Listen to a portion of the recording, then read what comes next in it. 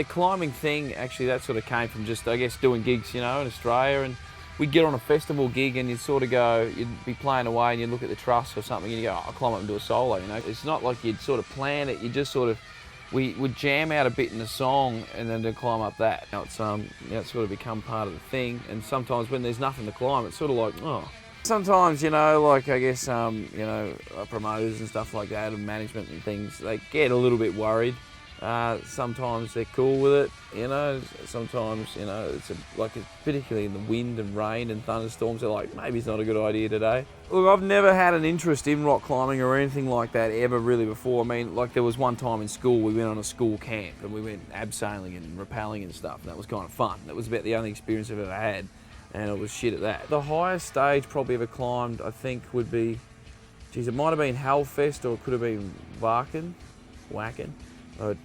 Donington was pretty high too though, so I don't know. I mean, Donington was probably the most dangerous one because of the wet rain and, you know, all that sort of stuff that was going on there. And it was out on an overhang. I don't have a fear of heights anymore. I actually get a kick out of it. I usually wear wristbands when I play. And one time we were climbing up a truss, you know, it was a really hot day. So on a hot day, this metal's been sitting out there for like, you know, a long day, you know, and it's hot.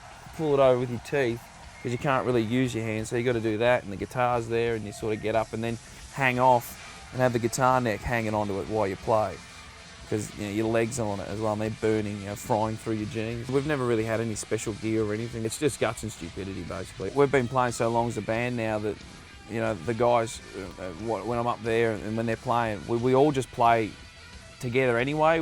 You know what key they're in, so it's sort of like you just stay in that scale. Sometimes I've been up so high that I've actually heard my guitar acoustically louder than the PA, because I've been that far above it.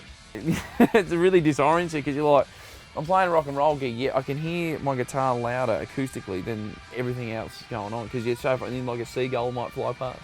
You know what I mean? Like, it is like that, it's that high up.